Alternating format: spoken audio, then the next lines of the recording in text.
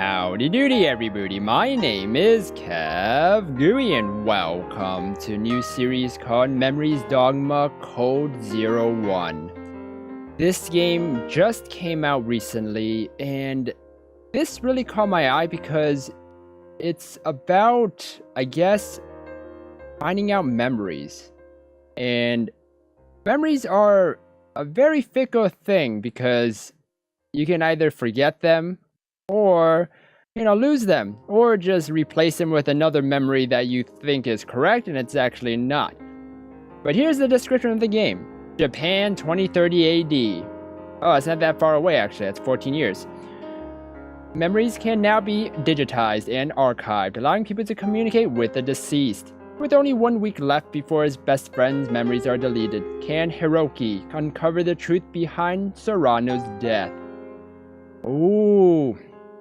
It's not just about memories, it's actually about the deceased and communicating with them, which is... I'm not sure that's how that works, more or less. If someone's dead, can you really communicate with them? But we will find out. The link is down below in the description for you guys to check this game out yourself. So let's start the game. And this game is fully voiced too, so ooh, I'm excited. If my perception is something that should belong to me, then that perception is something that must be part of my very being. The visible and the invisible. Maurice Merleau-Ponty.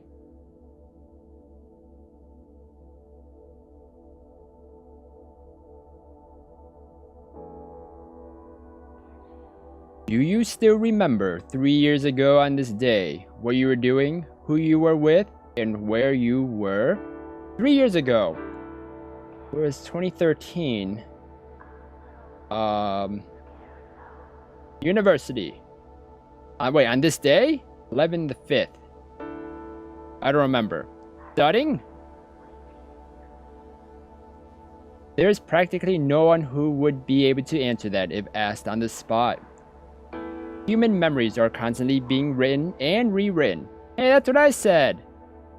Sometimes the order of information gets mixed up, or the events themselves are recorded incorrectly inside the database that is the human brain. It's important to tell when memories will be updated or deleted, and it's uncertain whether or not someone's recollection of a certain event is even correct or not. The more one tries to remember, the more they find themselves forgetting, and yet a simple sound, smell, or object could become the trigger to help recall even the vaguest of memories vividly. Usually smell is a really strong trigger for memories.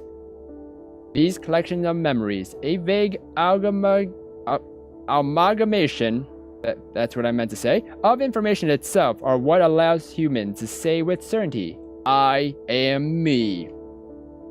Why are you, you? There aren't many things you could say to answer that.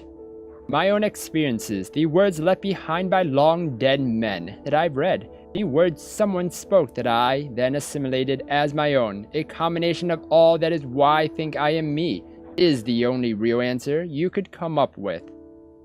However, all of these are nothing but your own experiences.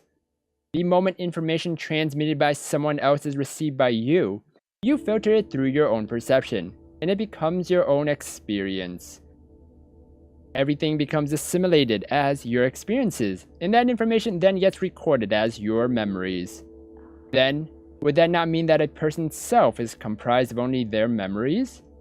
If that really is true, then, what about her? Her? Who? Who's her? As I open my eyelids, I can see the scenery above me dyed a deep crimson. The faint scent of antiseptic tickles my nostrils. Ew. That say anything? This is... I raise my head a little to make sure my body still functions. The first thing that enters my vision is the AR display. A translucent screen filled with various numbers and words. Next, I can see my body. tucked into some sterile sheets with only my arms poking out of it. My left wrist is wrapped in a white bandage. The hospital? Huh. Why are we in the hospital? I've seen this scenery many times before. What was that? Hazy consciousness slowly starts to grow clear as I recognize the sound of someone clacking away on the keyboard. I look towards the direction of the sound and I see my friend, Amamiya Kakeru, sitting at my bedside engrossed in his old laptop. He notices me looking at him and raises his face from the monitor. Yo! He looks like an angel because it looks like a halo's above his head. なんだよ、その新規臭い顔は。俺がここにいるのがそんなに不満か? Why? What's going on? 今日は何月何日だ? 2030年8月26日だ。お前がこの病院に搬送されてから、まだ6時間くらいだな。Oh. Wait. 6 hours? But what happened then? そうか。I failed again. I mutter as I stare at my bandaged left wrist. Hearing me, Kakeru lets out a dry laugh. Huh? お前って懲りねえよな。なんだよ。リストカットは数ある自殺手段の中でも一番確実性が少ないやり方だって前回も忠告してやっただろ。Oh no. Oh no. This is so dark already. What happened? Oh no. Never, never. Okay, I'm gonna veer off of this anime for a little bit, but never, please do not kill yourself. Please do not commit any suicide or think about it because you don't know what's gonna happen the next day. You don't know what's gonna happen tomorrow. You don't know what's gonna happen a few days from now or a week. Something miraculous and like awesome could happen to you, and you won't be able to experience that and be there for that because you're already at the down of the dumps. Because that's what you feel like. I've gone through depression and I understand the feeling of that, but I've never ever had that thinking that I would ever commit suicide. I would have never ever thought of that, and I never did. So please seek help if you are thinking that, if you have those thoughts. Please seek help because they will help you. They will. Please. 前回もお前が通報したんだろ。What a great friend you are. だく、こっちの身にもなれって。せっかくの夏休みが台無しじゃんか。Oh, you. ほっといてくれ。お前はお前で勝手に夏休みを満喫していればいいんだ。Well, you know you can't do that because you guys are friends and he doesn't want to see you go through this. それができてりゃ、ここまでお前との腐れ縁が続いてねえよ。Exactly. 悪かったな。悪いと思うんなら、今度線形代数のレポート手伝いよな。We both laugh bitterly at that. なあ、ヒロキ。Kakeru looks at me with a serious gaze. お前さ、そんなに空野ちゃんの元へ行きたいのか? Oh. So, is that the reason why he wanted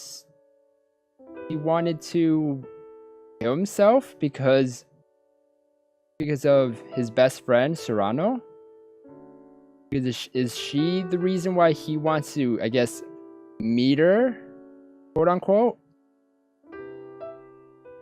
I avert my gaze and stare at the window. Serrano. Mizunashi Serrano. The girl I'd spent 3 years of my life with. Oh. Last month, she suddenly died. According to the police, she suddenly jumped out of an alleyway and into a passing car near Fuchu Park. Ever since I heard the news, I've tried cutting my wrists multiple times. Wow, he went straight into depression. Very deep depression there.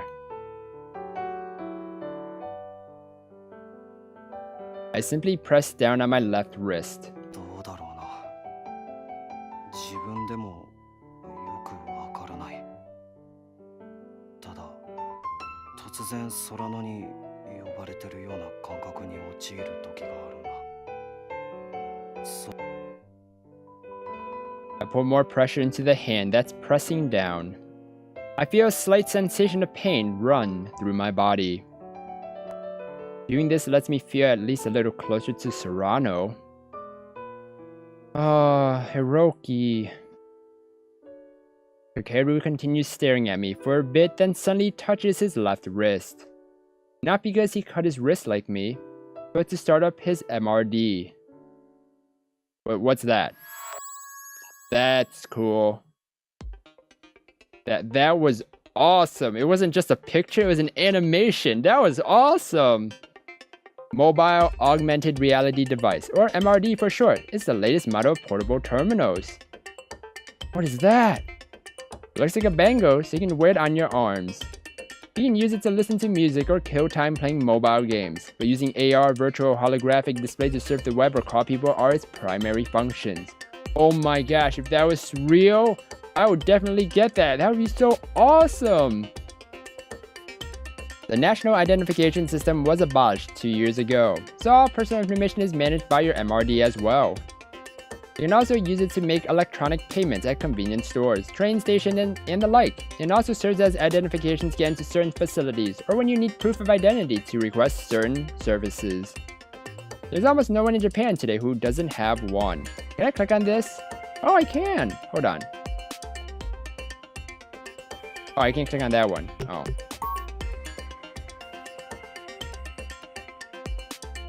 Okay. Oh, so it tells you. That's cool. The only people who walk around with old laptops like Kakeru are enthusiasts, or people who need one for work. Huh. An AR display showing a website pops up in front of me. 見ろ。これは。コネクトセンター。知っての通り、亡くなった人たちの記憶が電子化され、保存されている場所だ。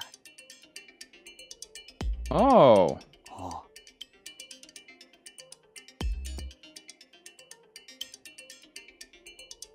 Ooh. The Connect Center. The chain of events that led to its founding are, in some sense, a dark chapter in our history. 3 years ago, a certain university's research succeeded in electronically transcribing and preserving a person's memories using a technology called e-memory. This should have been a groundbreaking invention that would have helped humanity greatly in their daily lives. However, contrary to expectations, e-memory started being used for criminal purposes. For example, some people use it to electronically copy a person's memories without permission and then to spy on their lives. So like a TV show or something like that, like you're watching their whole life play out. Kind of reminds me of the Truman Show, except these are dead people, right? Then that information would be sold to people with more perverse motives for their entertainment. Wait, so can you manipulate their memories? Like, can you manipulate the people in the memories or something like that? Is that why? Huh. Or are these memories that people aren't dead yet? I'm not sure. People who found enjoyment from such things realized that there was nothing special that could compare and sought after even more stimulating memories. In the end, the worst thing imaginable ended up happening. People were kidnapped and subjected to violent acts, and their memories of their experience were uploaded onto the internet. That is horrible. So, okay, so these are actually Oh, so people can actually upload their memories, but they're not dead. Okay, I get it now. I thought they were all dead people. It was an event that came to be called the Nightmare Memory Incident. The ringleaders behind this atrocity were arrested, but the government took a hard stance after this incident and made the copying of living human memories illegal. Oh, now it's legal. Okay. Oh, okay. I was getting ahead of myself there. Then after trying to find a solution to making e-memory safe and useful, the government created a facility to store the memories of dead people, the Connect Center. At the Connect Center, you can access the memories of the dead and speak with them. You can hear the voices of your dead family, friends, and loved ones. Oh, I don't know if...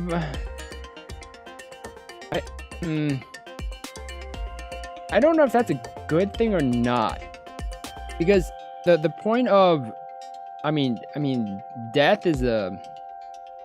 You know, it's there. You know, you can't escape it. Unless, you know, one day actually, if we can, you know, but anyways, it's life and death. And you're supposed to get over it. Or, you know, not get over it, like, oh, that sounded mean, but like accept it. Like you just accepted that, you know, it happened, you know, they're gone, you know, there's nothing you can do about it. And if you hear their voices and, you know, hold on to that, it's kind of like baggage in a positive sense. Well, I mean, in a nice way of me saying baggage, that you're holding on to someone's memory, but it's taking up all that energy you have for you, because you really, you know, you care about them, you love them, care about them, and you can't actually bring them back, and then it kind of, you know, sets your mood down, and then you know, it's a whole loop there. So it's acceptance that, you know, they're gone, and I think that's how that's you know, that's a better way, but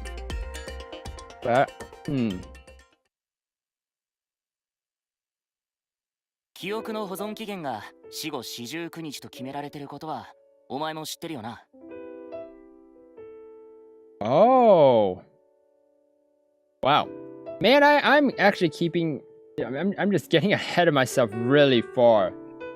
So they only keep the memories for 49 days. Okay, so that actually has more or less enough time for someone to accept it. Okay. I thought it was forever. I was like, I don't know about that. 空野ちゃんが亡くなったのは先月の13日。記憶が伝送されるのは今月の31日。つまり、空野ちゃんの記憶と話ができるのはもう1週間もないんだよ。This is very interesting, how you can talk to them. Digituming of memories. Simply put, it's just deleting the data. In other words, the government's basically telling the people left behind that they have this long to get over it. That's pretty much what I, just explained. 空野ちゃんの記憶がこの世からなくなってしまう前に声を聞いてみたらどうだ？そうすればお前の中でわだかまってる何かがほどけるかもしれないだろ。That's what you need. You need acceptance and or closure. Because not everyone can get closure, but acceptance is something everyone can get to. それはそうかもしれないけど。Hesitation. Why didn't I stop Serrano back then? Why did I let her die? Not your fault. I still can't forgive myself, even now. Ignoring me, who's gone silent, Kakeru stretches his hand towards my pillow and stops at my MRD, which is laying on the bedside table. He picks it up and places it before me. とにかく建物の前まで行ってみようぜ。ほら。いや、でも。いいから、ほら。Say so. I thought he was wearing a rubber band at first. I hesitate for a bit. Then I eventually reach out and take my MRD back from Amamiya. Oh. They just let him leave? I'm pretty sure there's some regulations there where you know they have to watch you at least a day or something, you know, just to you know, so you know that they know you're okay. I'm not sure if I was fortunate or not, but while I was unconscious, they had been pumping food into my stomach and had me on IV. So even though I was still a bit out of it, sneaking out of the hospital didn't prove very difficult. Oh, he snuck out. Okay. The Connect Center here in Tokyo is only a short walking distance away from Fuchu Station, the station closest to here. Seems that there was a grand opening ceremony for it when it opened 2 years ago. It's about a 30-minute walk from the hospital I'd been taken to. 今日は風がちょっとだけ涼しいな。 You sure? It was very cold. そうか。そうだよ。ここ数日はずっと暑かったじゃん。 Yes? For a while now, I haven't even taken note of things like the outside temperature. この道さ、通るのは結構久しぶりなんだよな、俺。ああ、俺もだ。 Until just a while ago, me, Kakeru, and Serrano all used to walk down this street. I absent-mindedly continued to reminisce about the past, about the time before I met Kakeru and Serrano.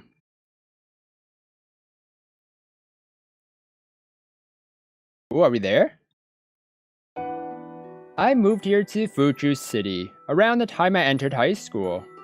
In order to run away from all of my problems, I came here to live alone.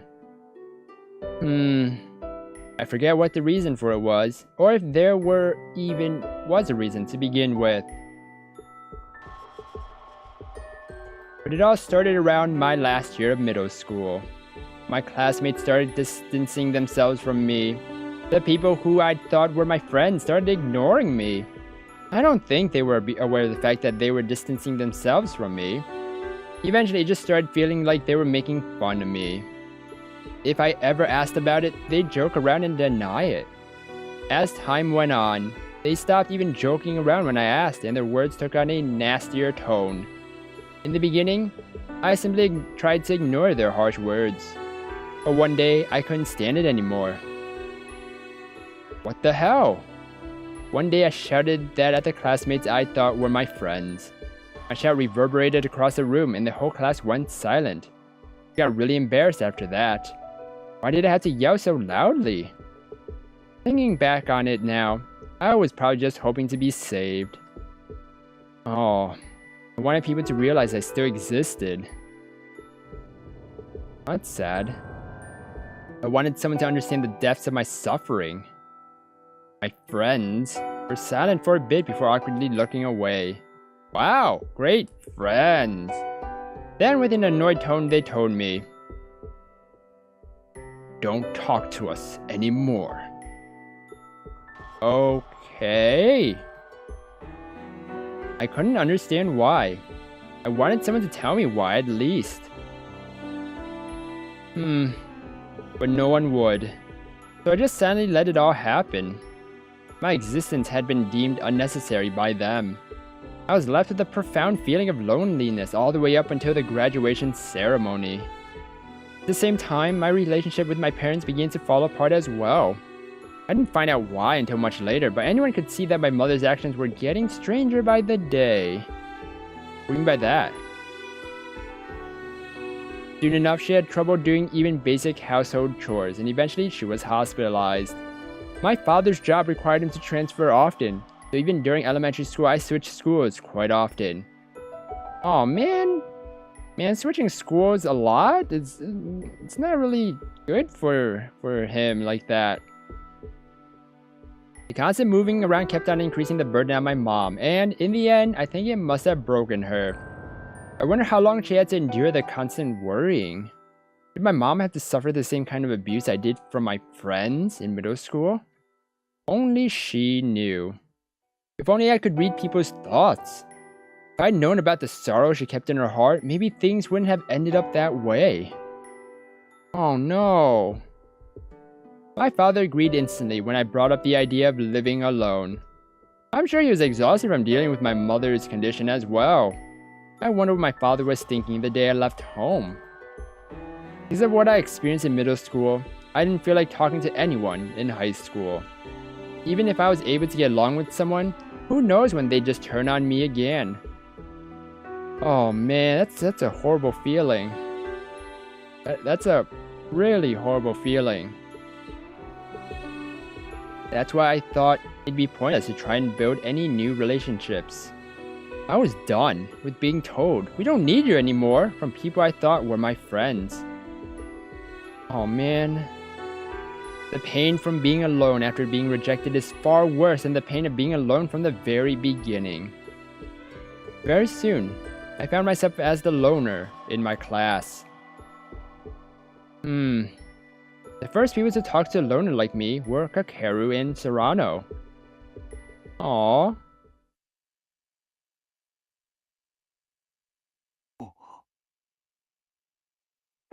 A familiar building comes into view and my thoughts return to the present. A white brickwork building, the cake shop, Zelkova. You can see a faint orange glow spilling out from the doorway today as well.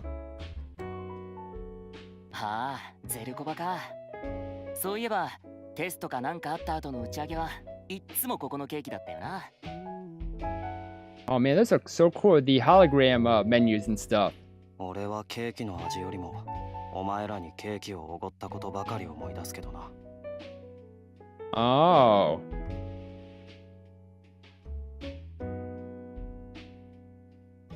So this is high school? We used to have contests to see who could score the highest on our final exams, and the loser would treat everyone to cake. The one who proposed that contest was me. I thought it'd be something fun to get us more motivated to do well on tests. I remember back then, Kakeru was super pumped up to do it, but Serrano was kindly trying to refuse. I only learned that they were among the top of our class later on. I'm sure you can imagine the test results. Oh, well, at least that it motivated him, to do well. It's like, yeah, I'm gonna do well, yes, and then it's like, So every time we had exams, one way or another, we'd all end up agreeing to the contest. And of course, I was the one who ended up treating everyone every time. It was a terribly nostalgic memory. Aww.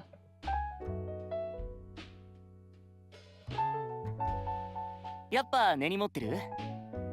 仕方ねえよな。空野ちゃんは常に学年トップだったし。He was number one? Ooh. お前も全然解けなかったとかほざきながらいつもサクッといい点取りやがって。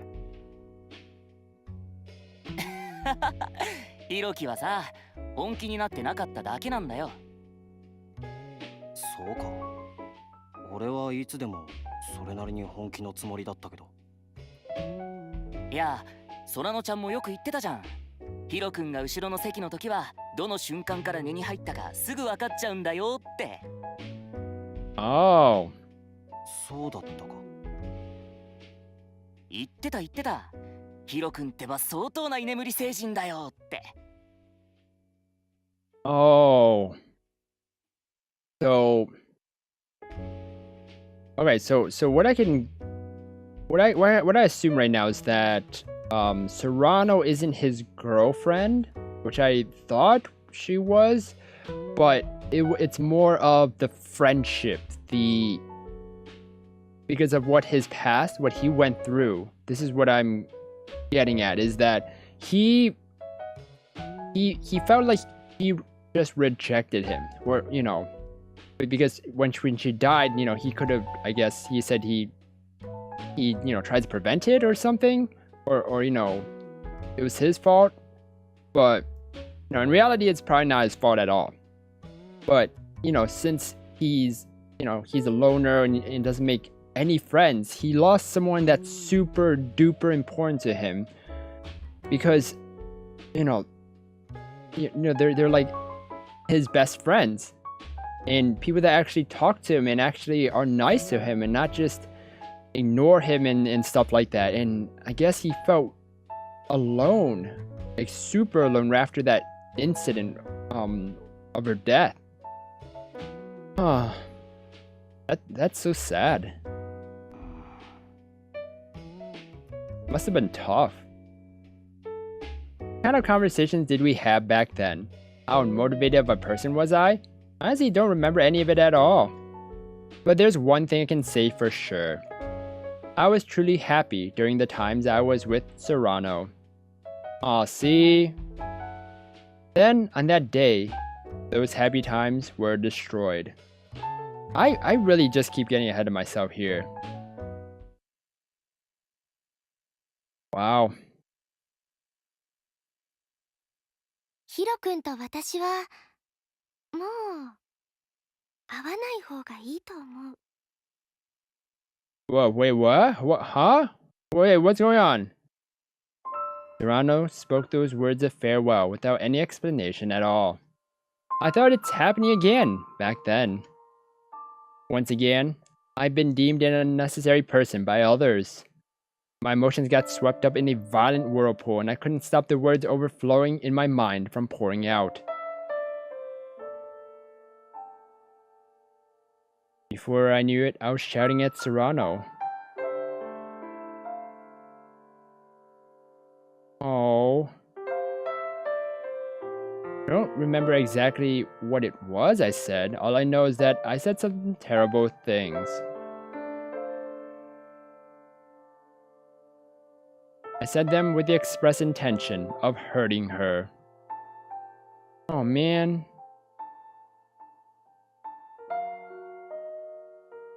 Oh, I right-clicked. Oh, that's what that does, okay. Then I left Serrano there and left the store alone. The last time I ever saw her, she was looking down sadly.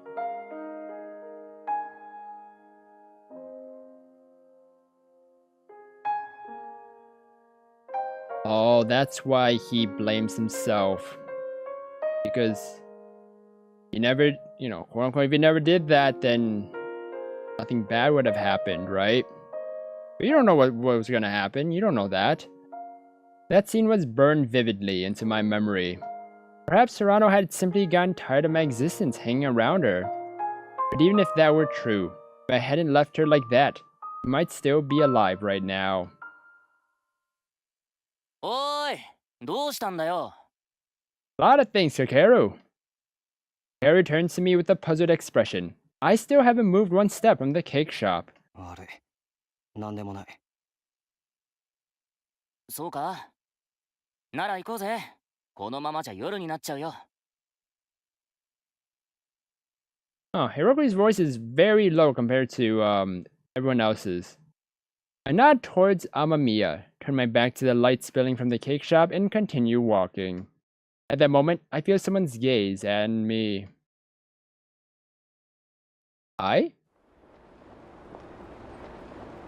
Who are you? What do you want? Huh. Why is she in a kimono?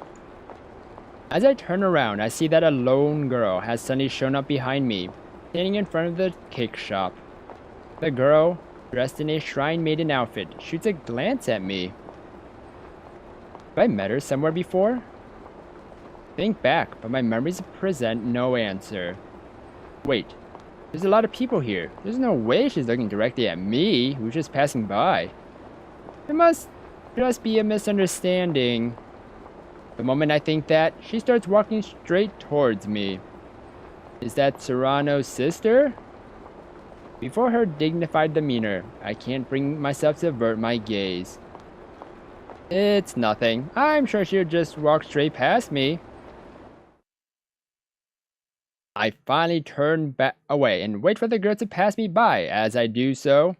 彼女は選択した。 What? What do you mean? She whispers into my ear. Huh? Who is this she she's talking about? 次はあなたが選択する番です。 Huh? Choose what? Who is this girl anyway? As I'm pondering these questions, the girl averts her gaze and quickly walks away. How very ominous. おい、ちょっと。 Turn around, planning on asking her who she is, but when I look, she's already gone. Check the nearby alleys as well. See no sign of her. おーい、ひろきくん。何をキョロキョロしてるのかな？ Did you not see that girl? That was with me. Instead, I see Kakeru looking at me with a puzzled look on his face. かけるか。そうだよ、俺だよ。なんで残念そうな顔になってるんだよ。いや、別にそういうわけじゃ。もう、後ろをついてきてるんだと思って、俺めっちゃ喋ってたのに、さっきの完全に独り言だったってことじゃんか。ああ、悪い。ほんと頼むぜ。コネクトセンターの空いてる時間終わっちゃうって。Oh. With that, Kakeru starts pushing me forward. Still puzzled about what that was all about, I start walking for real this time.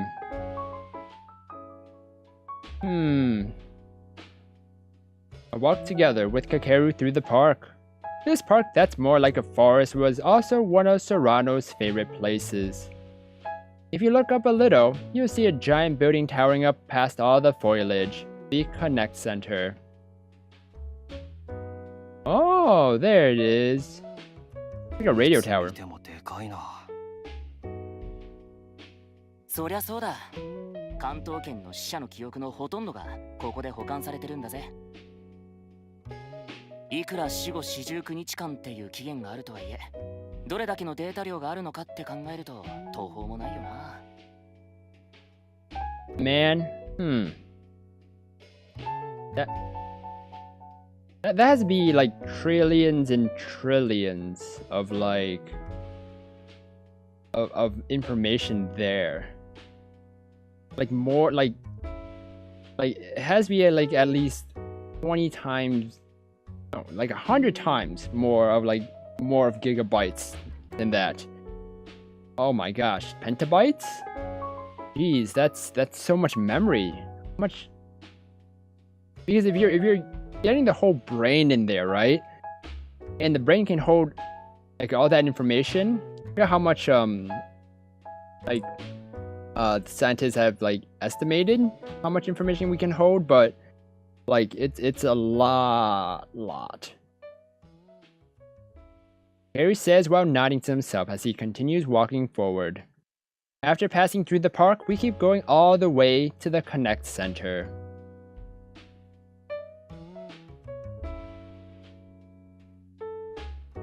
And then all too soon, we arrive. And I'm gonna end the episode for this series right now. Or I mean for the first episode of this series of Memories Dogma Code 01. This is getting very interesting to me because of the whole memory thing, the whole deceased thing, and then what's happening. And I'm really enjoying this.